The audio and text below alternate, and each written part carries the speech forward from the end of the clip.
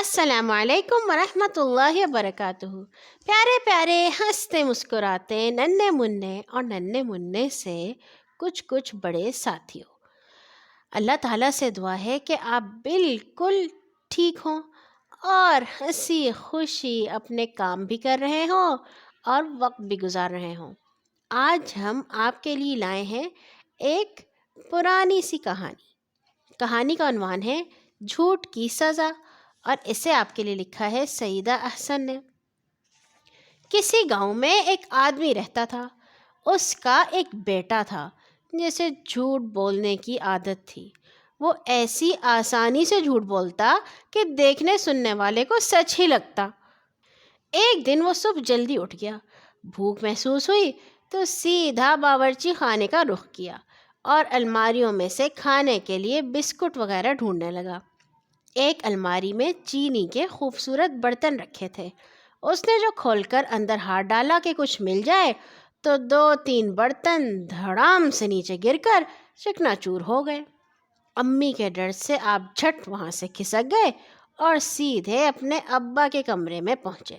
وہاں پر ایک نئی روشنائی کی دوات پر نظر پڑی۔ جھٹ سے اسے اٹھا لیا اور لگے الٹ پلٹ کرنے میں۔ دوات اچھی طرح بند نہ تھی۔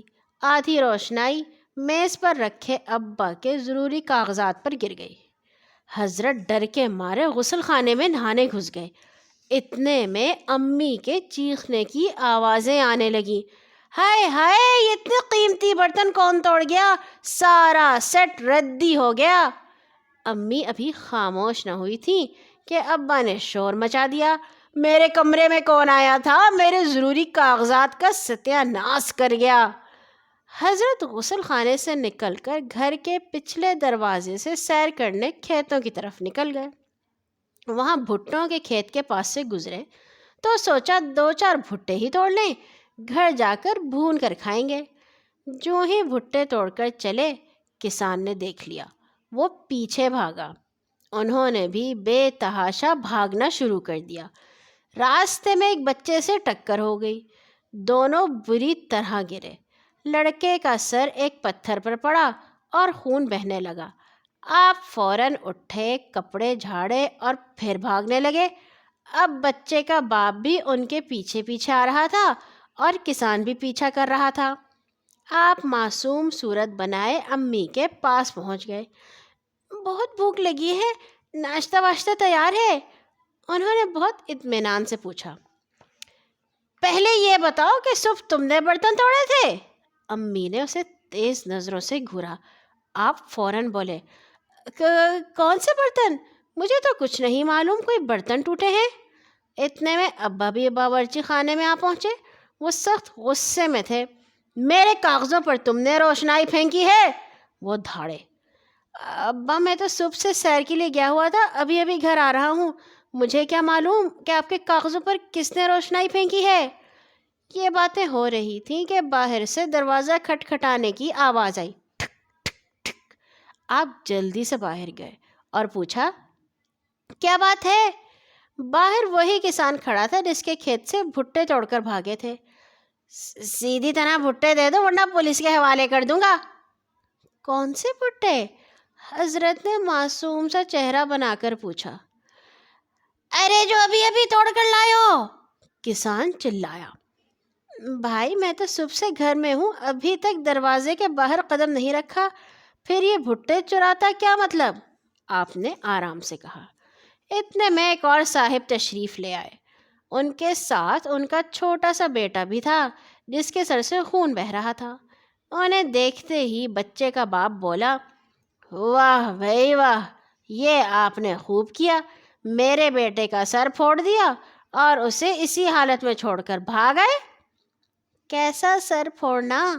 انہوں نے اسے بھی اطمینان سے جواب دیا، میں تو اپنے گھر سے باہر نکلا ہی نہیں، آپ خواہ مجھ پر الزام لگا رہے ہیں۔ ان کے ابا اندر سے باتیں سن رہے تھے۔ بیٹے کے اس سفید جھوٹ پر انہیں بہت طیش آیا۔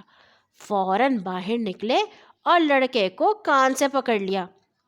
مجھے اور اپنی اماں کو کہتے ہو کہ صبح سے باہر سیر کو گیا تھا، اس لیے میں نے برتن بھی نہیں توڑے اور کاغذ بھی نہیں خراب کیے، اور باہر ان شریف آدمیوں کو یہ بتا رہے ہو صبح سے گھر میں ہو، باہر بالکل نکلے ہی نہیں۔ آج تو رنگے ہاتھوں پکڑے گئے، انہوں نے دل میں سوچا اور خاموشی سے سر جھکا لیا۔